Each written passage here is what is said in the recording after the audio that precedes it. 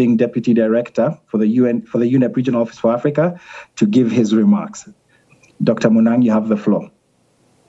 Yeah, thank you very much, David, and PS, Dr. Chris Kipto, Minister of Environment, Ambassador Joanna at the Ministry of the Environment, and the Director of Technology, Climate Change and Natural Resources, Division of the UN Economic Commission, all respectable colleagues, ladies and gentlemen.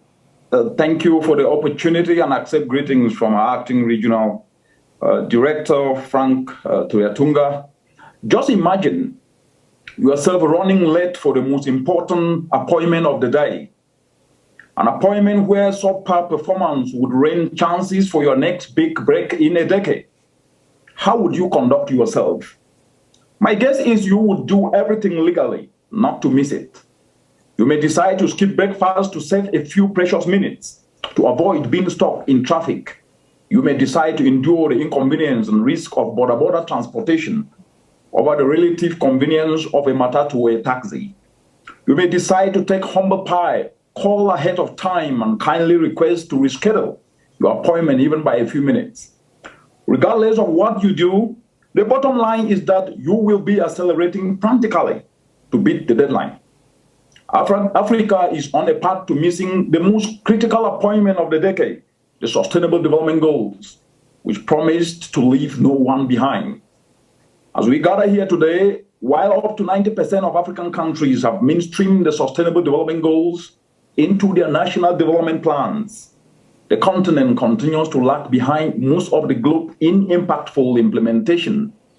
With only 8 years from today to go, progress remains minimal, and in some instances, there is complete stagnation.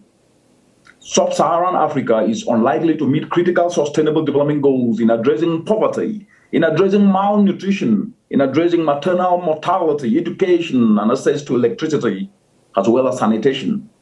To compound this dire scenario, global emergencies like the COVID-19 have served to wipe out any marginal progress. Because of COVID-19, an additional 40 million people slip into extreme poverty, and 50% of all jobs across the continent projected to be lost. Distinguished colleagues, ladies and gentlemen, the writing is on the wall.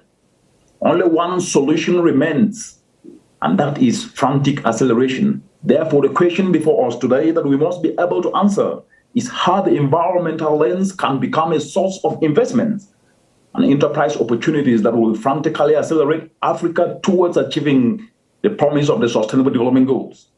Addressing the triple planetary crisis of biodiversity loss, of pollution and climate change offers Africa a real chance to achieve this accelerated progress. For example, reversing biodiversity loss means reversing degradation and unlocking socio-economic opportunities of up to $65 billion each and every year that can drive multiple SDGs. Every $1 invested in restoration creates an up to $30 in economic benefit, a 30 times fold return. Addressing pollution means the continent can tap up to $120 billion in global recycling opportunities in packaging alone. It means reversing losses of up to 400 billion suffered because of air pollution, which extends to unlock additional opportunities for health through cutting indoor pollution that is already killing up to 700,000 Africans. These are not mere statistics. These are human lives. In a continent today that is so vulnerable to the changing climate, we cannot ignore the fact that every $1 invested in adaptation, as the reports after reports are showing, is projected to return up to about $10 in net economic benefit.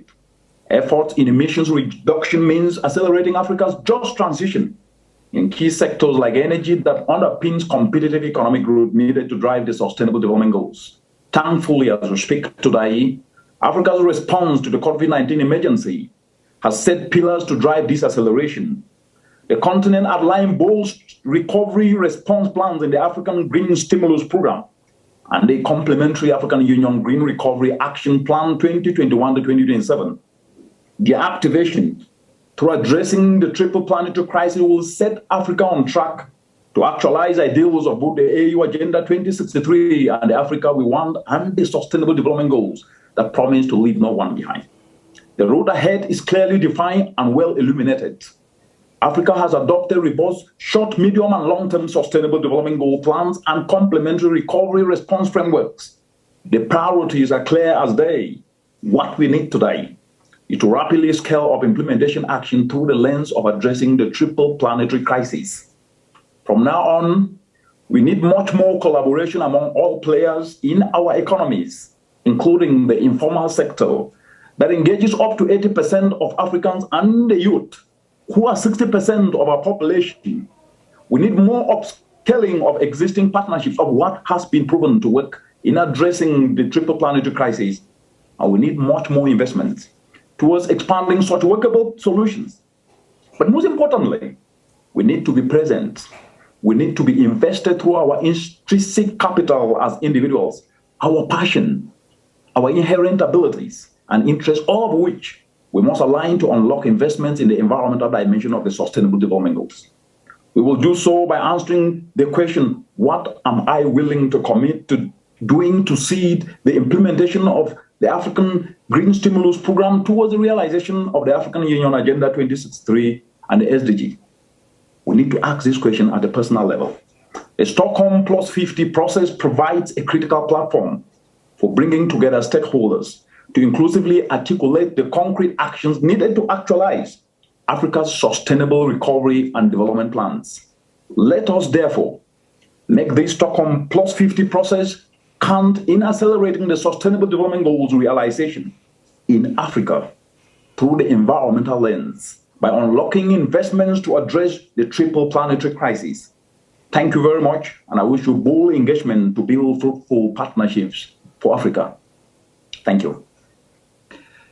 Thank you very, very much, Dr. Munang. If I could just, again, latch onto one statement, the priorities are as clear as day.